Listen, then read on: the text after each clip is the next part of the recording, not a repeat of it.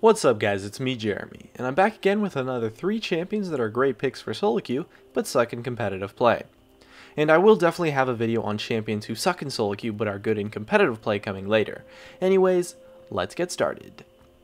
As we go through part 3, the main thing to keep in mind is that there are a few factors for why a champion might do well in Soloqueue but suck in competitive play.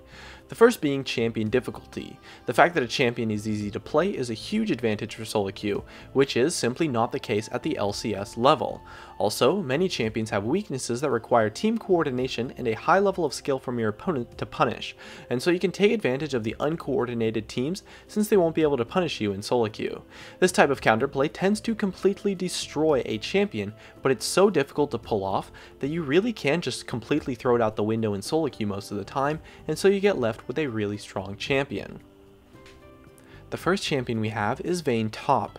In competitive play, Vayne Top has problems hitting team comps and is extremely poor in 2v1s, since she reacts to dives poorly, as well as she can't really get the lane bully matchup that she wants, since her opponents can 2v1 her so easily, and when she gets 2v1'd and gets little to no farm, she's totally useless.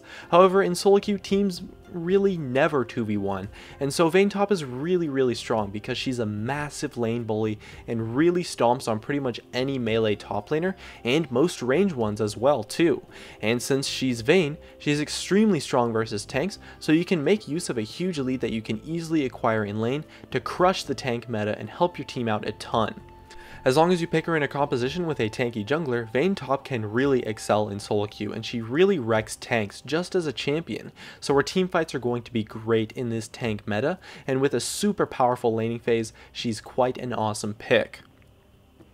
Next up, we have Katarina. Katarina has been this type of champion for quite some time now, and she really suffers in competitive play, since coordinated teams can shut her down quite effectively with crowd control, and they will itemize defensively much better than people in Soloqueue will, to prevent her passive from going off. While in Soloqueue, Katarina tends to be something that everyone kinda just brushes off as someone else's problem, and by the time someone actually steps up to deal with her, it's really too late since her kit is so fast when it comes to pulling off her damage, and her snowballing potential is just so insane that with a couple of kills you can really just take over the entire game, and her roams and teamfights are super powerful while her laning phase isn't too bad either. And people really are just not that great at shutting her down and itemizing against her properly, so she has so much more power than she actually should as a champion in Soloqueue.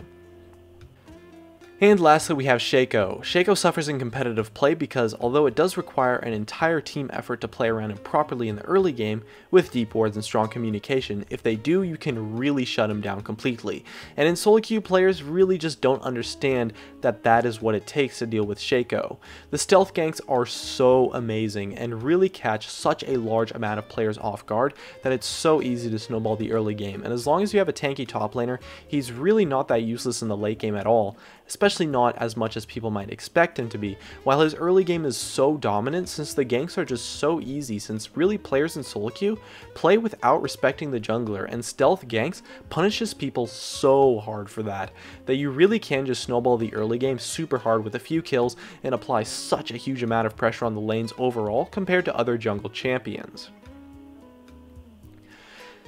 Anyways, my name is Jeremy, and that's it for part 3 of champions who are good in Soloqueue but bad in competitive play. Hey guys, it's me Jeremy. Thanks for watching my video. If you enjoyed it, definitely make sure to hit that like button so I can tell, as well as you can check me out on Facebook and Twitter at Gaming Curios. And check me out on Twitch too, I do weekly streams. And if you really enjoyed the video, make sure to subscribe, as well as you can check out some of my other content up above. Anyways, that's going to be it. Thank you so much for watching, and of course, I'll see you guys next time.